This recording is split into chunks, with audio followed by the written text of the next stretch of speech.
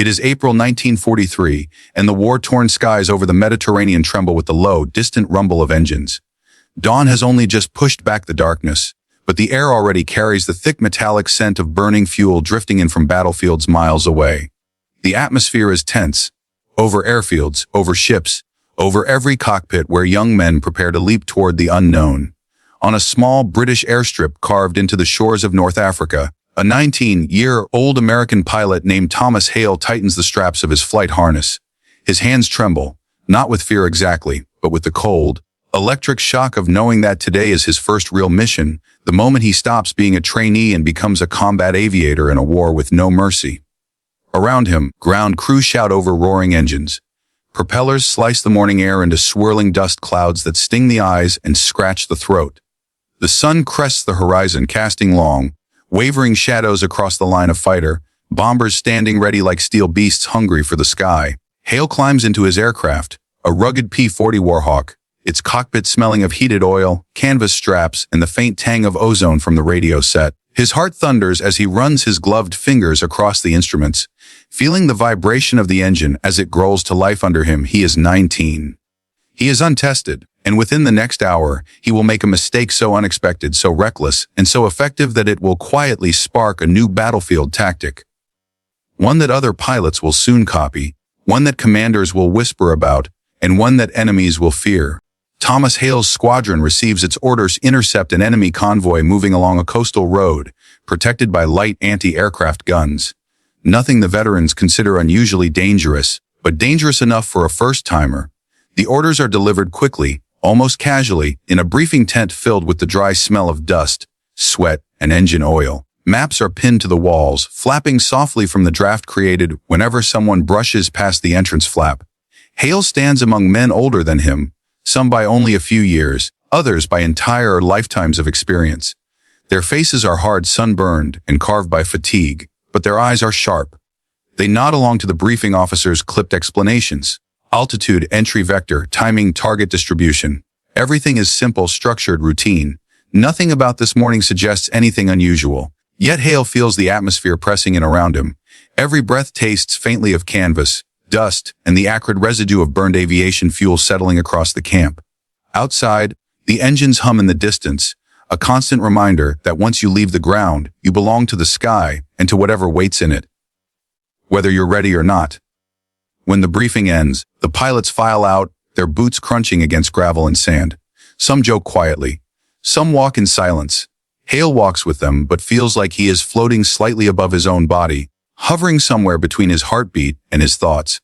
He checks his watch, then checks it again. Every second feels heavier than the last, dragging him forward to a moment he has rehearsed countless times, but never lived. The flight line is alive with motion. Ground crews swarm around the waiting fighters like practiced dancers. They shout instructions, haul equipment, tighten bolts, refuel tanks. The air pulses with the sounds of metal clanking, fuel pumps whining, toolbox lids snapping shut. Hale climbs into his Warhawk, the fuselage warm from the rising sun. The cockpit smells of heated rubber, hydraulic fluid, and the faint, lingering scent of leather. His gloves squeak softly against the control stick as he settles into his seat. When his engine finally roars to life, the vibrations travel through his bones. The throttle hums beneath his hand like a living creature. The propeller's spinning blades blur into a shimmering circle that chops the morning light into flickering shards. Hale swallows hard, feeling the dry scratch of desert air at the back of his throat. His squadron begins to taxi, wheels grinding over the uneven airstrip as dust erupts in swirling clouds behind them. The takeoff is rougher than training, windier, bumpier, harsher, but Hale keeps the aircraft steady as the Warhawk leaps from the earth into the vast, pale expanse of the sky. The air grows cooler.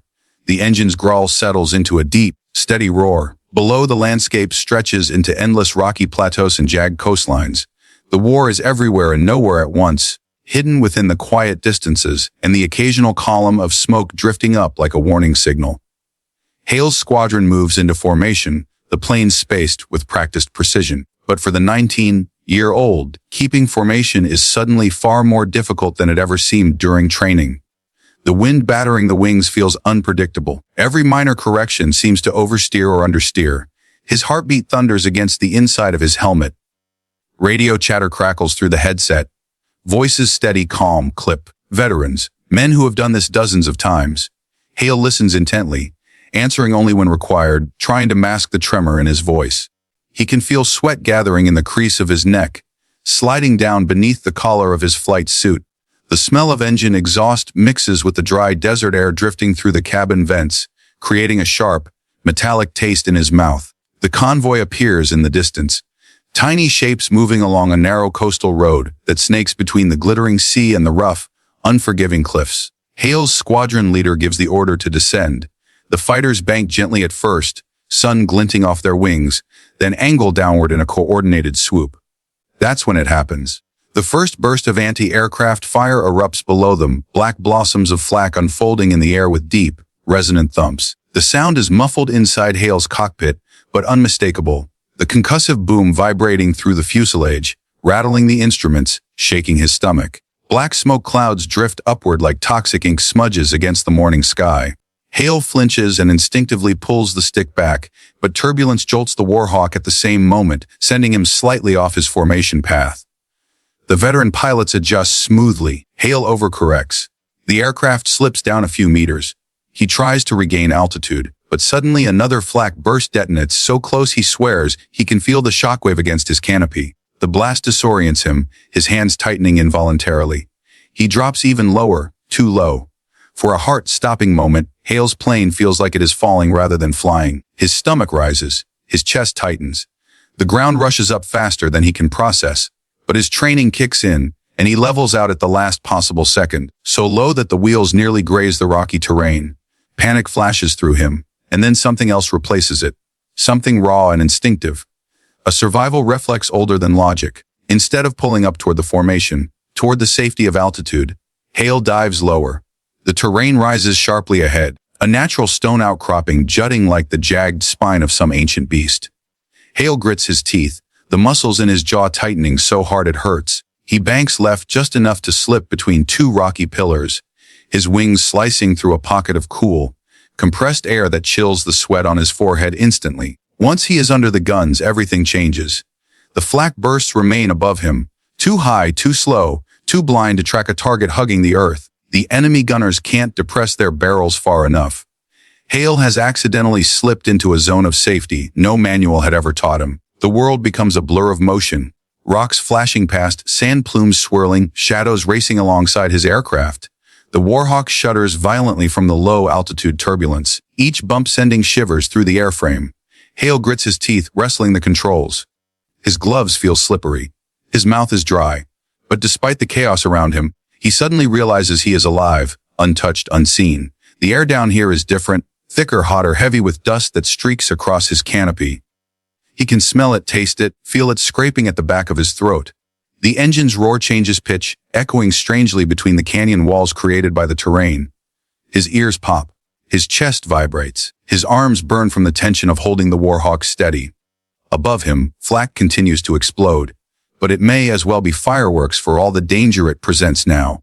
Hale has escaped into the terrain's shadow, moving so fast and so low that every gunner on the ridge overshoots him hopelessly. He doesn't have time to marvel at what he's doing. He barely has time to think at all. His survival instincts override everything: training, fear, expectations. His hands move faster than his thoughts. Every slight rise and fall of the ground dictates his altitude. Every curve forces him into angles he would never have dared attempt in practice. But he adapts. His senses sharpen. His breath steadies. He leans into the flight path as though the aircraft and his body have become the same. The squadron leader calls for regrouping, but Hale can't answer. Static crackles. Voices blur. His entire world has narrowed to the treacherous path ahead, where mountains, cliffs, and sudden dips could tear his wings off if he hesitates. And yet, he is safe. More flak bursts erupt around his squadron above, but none reach him. None even come close. He has discovered something without meaning to. A tactic born not of strategy or brilliance, but of desperation, flying beneath the kill zone, flying where the enemy can't aim, flying so low the earth itself becomes a shield. In his trembling, terrified, instinct-driven decision to hug the ground, Thomas Hale has accidentally opened a door to a new kind of attack method, one the world has not yet named. He doesn't know it. Not yet. He only knows that he is alone, breathing hard, gripping the controls, hurtling just feet above the ground with sweat stinging his eyes and adrenaline drowning out every rational thought. But he is alive and he is still flying. The convoy appears in the distance like a miniature model brought to life by the rising sun. Trucks and supply carriers stretch along the narrow coastal road, the engines of the vehicles already churning up dust that glints in the morning light, and a few armored vehicles dot the line, their metal bodies reflecting the pale gold like a scattered chain of small suns. Soldiers move along the roadside and between the vehicles, carrying crates, checking equipment, and adjusting machine guns, their movements precise and deliberate, rehearsed over weeks of travel along these treacherous routes. Hale can see the tiny plumes of smoke rising from the engines, smell the acrid tang of exhaust even from the cockpit, and feel the vibrations of the engines below as the terrain shakes in tandem with his aircraft. Everything is in motion, yet it feels frozen in the way only the first seconds of a battle can feel, suspended, pregnant with the tension of the unknown. Hale realizes the magnitude of what he is about to do before the first shots are even fired. His palms sweat inside the thick leather gloves, his hands gripping the control stick so tightly that his knuckles turn white. He can hear the faint, rhythmic pulse of his own heartbeat through the headset, matching the steady, violent roar of the engine beneath him. The radio chatter is constant, a blur of calm veteran voices issuing commands, reporting positions, adjusting flight patterns. But to Hale, every syllable is muffled, like he is hearing it through a wall of thick, unyielding air. He barely has the capacity to respond, to even think. Everything boils down to instinct and reaction. The convoy suddenly responds to his presence without yet realizing what he has done. Soldiers look up, shielding their eyes from the sunlight glinting off his wings. Some freeze, some drop to crouch behind vehicles, and a few raise machine guns in alarm. Hale notices the microsecond hesitation in their reactions, the pause between recognizing the threat and adjusting their aim. That pause, that imperceptible hesitation, is the margin of survival he clings to. His palms sweat more, and he feels the metal stick vibrate under his grip as if it were alive, sharing his tension, his terror, his adrenaline. Dust and sand swirl around him in chaotic eddies as he maneuvers the aircraft into a parallel course along the convoy, the distance closing far faster than logic dictates it should. He opens fire, almost reflexively. The Warhawk's machine guns erupt, spitting tracers that carve lines of fire into the bright morning air. The sound is deafening inside the cockpit, a metallic symphony of repeated impacts and the rumble of bullets tearing through air. Hale feels each vibration, each kickback through the fuselage, as though the plane itself is straining under the violence of his actions. The first few rounds hit vehicles, bouncing off metal surfaces or shredding canvas covers, sending a small cloud of dirt, debris, and smoke into the air. Soldiers scream, duck, scramble, and react to the sudden, unforeseen assault. Hale's stomach churns from the adrenaline, but he barely notices as he focuses on keeping the aircraft steady, hugging the terrain below with precision that borders on madness. He is too low for any effective retaliation. The gunners are forced to aim upward at impossible angles, their machine guns rattling ineffectively, bullets whistling harmlessly over his wings. The convoy shudders under his attack. Tires spin wildly as drivers swerve to avoid the sudden danger. Cargo boxes tumble, crates split open, and supplies scatter across the road and into the dust. Soldiers shout at one another, the sound carried weakly upward as Hale races along the ground below, almost like a specter of steel and speed. The dust clouds created by the swerving vehicles rise in slow, golden plumes, catching the light, creating an almost surreal haze that makes it feel as though the convoy has become part of some moving painting. Chaotic, bright, alive, but dangerously fragile. Hale's plane vibrates violently with each minor turbulence of the low-altitude wind, yet he fights to maintain control, balancing fear and skill in a delicate dance that he barely understands. Above him, the rest of the squadron watches with a mix of disbelief, curiosity, and growing comprehension. Veterans see the potential in his improvised attack, eyes widening as they observe the small miracle of a single aircraft surviving unharmed, in a space that would normally be impossible to traverse safely. Some begin to follow instinctively, diving into the same low corridors between earth and sky, testing this newfound method. One by one, the squadron begins adjusting altitude, weaving between terrain, flying faster, tighter, lower. The sky itself becomes a battlefield of vertical planes, a layered engagement where height is no longer the dominant factor. What was initially chaos becomes a controlled rhythm, with pilots adapting to the environment as instinct takes precedence over doctrine. Hale's initial mistake, born out of terror, becomes a model for survival and aggression simultaneously. Hale continues his run, weaving along the convoy with precision born from panic and instinct rather than training. The wind roars in his ears, the scent of hot metal and dust assaults him, and every vibration in the fuselage threatens to throw him into catastrophe. His eyes water, blurred from both dust and adrenaline, yet he can track the movement of every vehicle, every soldier, every tiny shadow that could indicate a threat. The tracers continue to fly, forming arcs of fiery light that illuminate the dust and smoke in a surreal, almost cinematic tableau. He can see the reactions below, soldiers running, diving, shouting, scrambling to take cover. The sheer physicality of the moment, the sensory overload of motion, smell, heat, vibration, sound, and danger, feels like it stretches seconds into minutes, yet somehow everything is happening in real time. The convoy's defenders try to adjust. Their guns tilt upward as far as they can, firing bursts of lead that slice through the air harmlessly above him. Dust clouds from the fleeing trucks rise to meet the sunlight, mingling with smoke from scattered vehicle engines. Hale realizes he is manipulating the battle with every instinctive motion, the way a conductor directs an orchestra of chaos without meaning to. Every twist, every tilt, every micro correction of the control stick has consequences that ripple below him, throwing off enemy fire and creating openings for the rest of his squadron, which is now beginning to emulate his movements. The once rigid battlefield begins to flow, bending around the speed and audacity of one 19-year-old pilot. Hale begins to feel a strange duality of fear and exhilaration, a sensation he will remember for the rest of his life. Fear, because at any second the ground could leap up to meet him, a cliff edge could slice his wings, or an errant bullet could find its mark. Exhilaration, because he is alive, untouchable, and for the first time, contributing to the destruction of the enemy in a way that no manual or training had prepared him for. The air vibrates with energy, from the hum of engines, the staccato rhythm of tracer rounds, and the low boom of distant flak. He tastes metallic tang of adrenaline on his tongue, feels it pumping through every nerve in his body, driving his reactions beyond reason and into instinct. The squadron, now catching on to what Hale has inadvertently discovered, begins to form a synchronized wave of low-altitude attacks. Each aircraft dips and dives, banking sharply over dunes, skimming over rocky outcroppings, flying below the trajectory of enemy fire.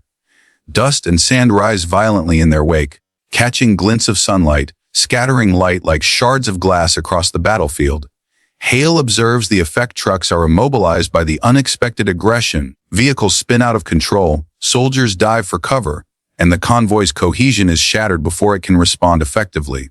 The enemy is bewildered. What was supposed to be a predictable defensive formation is now a chaotic tableau orchestrated by the audacity and panic-driven skill of one young pilot. As he continues along the convoy, Hale begins to notice patterns in the chaos where vehicles cluster too closely. The dust rises faster, obscuring them from his line of sight. Where soldiers try to regroup, the tracers seem to herd them into tighter pockets, creating isolated targets for the rest of the squadron to exploit. Every action he takes, every decision born of reflex, has immediate consequences. The landscape becomes a living battlefield, responsive to his instincts, a dynamic interplay of motion, sound, and smoke. Hale is no longer just a pilot. He is the unexpected center of a new kind of warfare unfolding below him. The seconds stretch and compress with dizzying intensity. Hale's fingers ache from maintaining a death grip on the stick. His eyes burn from the dust and sunlight.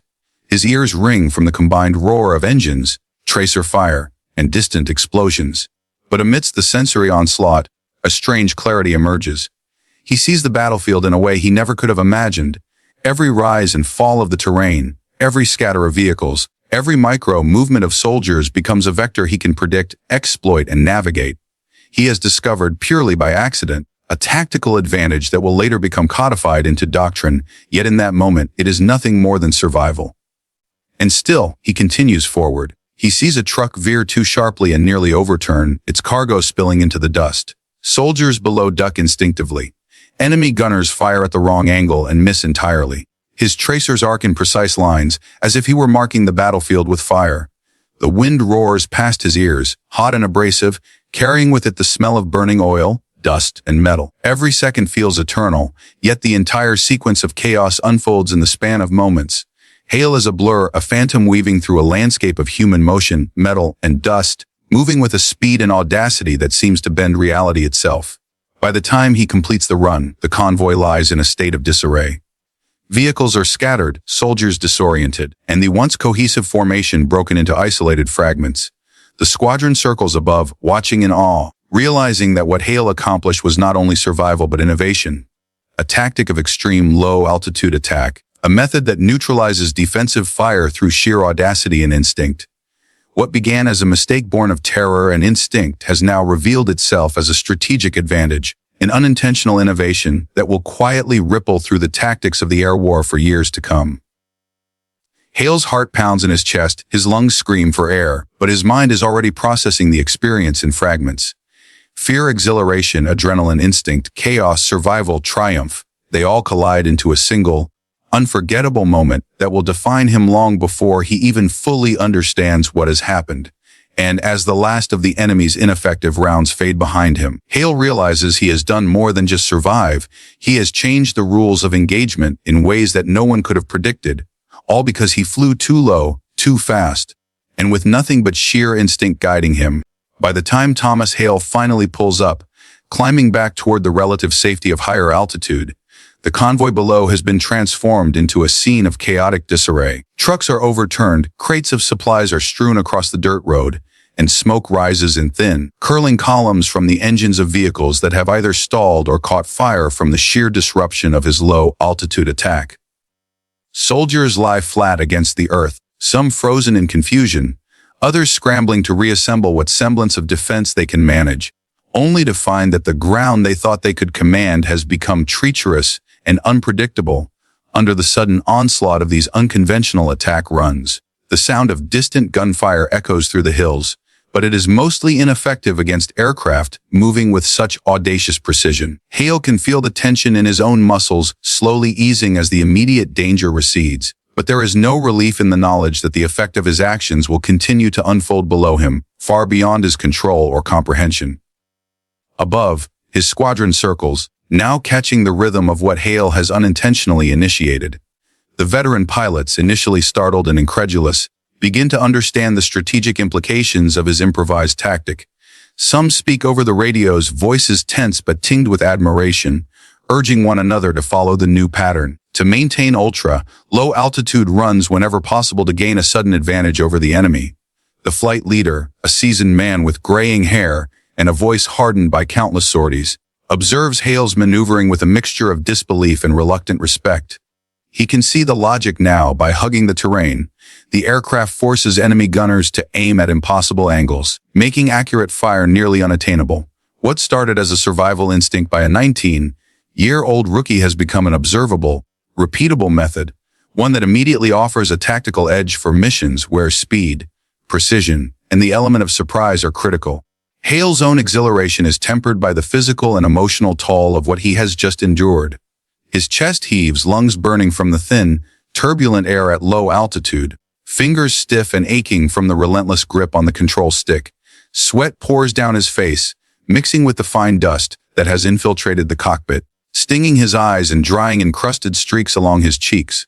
For a moment, he allows himself to feel the weight of what he has done, not merely surviving against odds that no training could have prepared him for, but actively reshaping the battlefield. The Warhawk beneath him hums and vibrates, seemingly aware of the strain it has been subjected to, and Hale's fingers loosen slightly from the controls as he allows a brief exhale. The terrain below continues to unfold in unpredictable patterns, dust plumes drifting lazily in the now calmer wind, smoke curling from disabled vehicles, and the remaining soldiers beginning to understand the sudden, inexplicable danger they have been subjected to. As the squadron regroups and communicates over the radios, discussions begin to ripple through the chain of command. Observers in the rear echelon, using gun camera footage and reports from the pilots, quickly recognize that what Hale has performed is not simply a lucky accident, but a demonstration of the effectiveness of low-altitude maneuvers in neutralizing otherwise dangerous anti-aircraft positions. Commanders, some incredulous and others quietly fascinated, analyze the angles, trajectories, and timing captured in the film. The footage shows Hale weaving between terrain and obstacles, a blur of steel and motion that seems to defy physics, surviving in zones where ordinary doctrine would have dictated failure. They notice the reaction times of the gunners, the angles at which fire consistently misses, and the ways in which the low flight path allows for both attack and evasion in a single sweeping motion. Discussions begin of codifying this approach, of recommending it to other units in theaters of operations, where similar terrain offers the same protective advantage. What began as an instinctive act of survival now has the potential to influence doctrine, to change the way future sorties are planned and executed. Hale's mind, however, is still wrapped tightly around the raw, immediate experience. He remembers the feeling of the earth rushing up to meet him during the dive, the vibrations of the fuselage as the Warhawk fought to maintain control against the unforgiving terrain, and the surreal, almost tactile awareness of the enemy's confusion below. He recalls the smell of burning fuel and dust, the deafening roar of the machine guns, and the dizzying speed at which he moved through a battlefield that had been meticulously constructed to protect the convoy, but now lies fractured and vulnerable beneath him. The psychological impact of this realization is profound. He has not merely flown. He has improvised a tactic under fire, and that improvisation has worked spectacularly. Fear, instinct, skill, and luck converged in a single instant to create an outcome that no one, not even Hale himself, could have predicted. The squadron lands back at base later that day, engines whining as they touch down, kicking up clouds of dust and gravel in the otherwise quiet airfield. Mechanics rush to the planes, checking for damage, while pilots step out of cockpits, unsteady in their legs but energized by what they have just experienced. Hale climbs out of his Warhawk last, legs trembling and lungs still burning, sweat and dust crusting his flight suit. Around him, veteran pilots discuss the run, shaking their heads in disbelief and admiration. "Did you see that?" one asks another. "I've never seen anything like it," says another, and quietly, a consensus begins to form. The tactic Hale discovered, though accidental, is effective, potentially revolutionary, and above all, replicable. Commanders and squadron leaders take note, filing the incident into reports, careful to record the particulars: altitude, speed, terrain, approach angles, and enemy response. These records, though initially marked as anomalies, will later form the foundation for tactical adjustments across multiple theaters of engagement. Hale himself wanders to a quiet corner of the airfield, shoulders slump, mind still processing. He is aware that he has survived a series of events that could have ended instantly and catastrophically. Yet within that survival, he has unwittingly created a method that will be adopted by pilots in the future. The thought is at once thrilling and terrifying. Thrilling because of the profound impact one small, instinctive act can have, terrifying because it underscores how fragile and unpredictable the line between life and death truly is in war. He reflects on the soldiers below, on the dust and smoke, on the mechanical chaos he navigated, and on the knowledge that his unplanned, low-altitude maneuver has now changed how others will approach similar situations. Fear and triumph are inseparable in this moment, and Hale feels them in every nerve, every muscle, every heartbeat. As the sun climbs higher into the sky, the light falling harshly over the tarmac, Hale's squadron gathers for debriefing.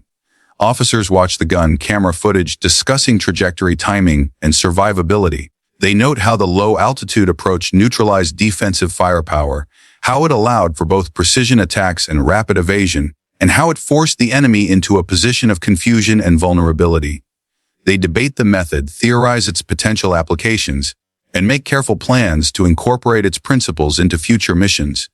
And throughout it all, Hale sits quietly, absorbing the attention but not claiming it. He understands instinctively that he acted without intention, without foresight, yet the impact of his actions is undeniable. He has become a reluctant innovator, a young man whose survival instinct reshaped a small but significant part of aerial combat doctrine. The psychological reverberations extend beyond the technical. The squadron, inspired and awed, begins to view the possibilities differently. The fear that grips new pilots is tempered by the realization that audacity, combined with careful control, can yield extraordinary results. What was once considered reckless now holds potential. The mere idea that a 19-year-old could survive, and even thrive, in such perilous conditions changes the group's collective approach to risk, aggression, and improvisation. Commanders discuss the implications with a mix of caution and fascination, aware that war is always evolving and that sometimes its evolution comes not from strategy rooms but from moments of instinct, courage, and sheer luck. Later, as Hale walks back across the airfield, the sky stretching wide above him and the rumble of engines fading behind, he reflects on the enormity of what has occurred. The convoy below, broken and disoriented, has become a symbol of how unpredictability can turn a battle in unexpected ways. The squadron has witnessed a new tactic born not of calculated genius, but of a scared, instinct-driven teenager's need to survive. And even though he does not yet fully grasp the implications, history is already beginning to record it, quietly noting the ways in which low-altitude maneuvers can be deployed to disrupt, confuse, and dominate enemy formations. The sun dips slightly lower in the sky, long shadows stretching across the tarmac. Dust motes float in the golden light, the air still tinged with the metallic scent of spent ammunition and fuel. Hale looks at his aircraft, at the marks of combat etched into its wings, at the Warhawk that carried him through chaos and fear, and feels a quiet connection to the machine, to the sky, and to the unintentional impact of his actions.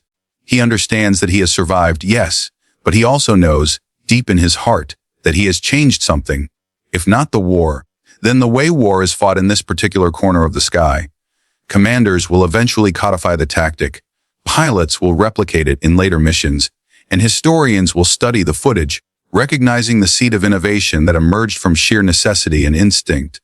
But in that moment, Thomas Hale is simply a young man, 19 years old, exhausted, exhilarated, and forever changed by a flight that began as training and ended as an unforeseen turning point in the art of aerial combat.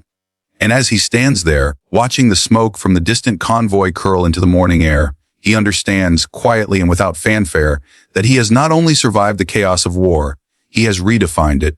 One low, daring instinct-driven maneuver at a time.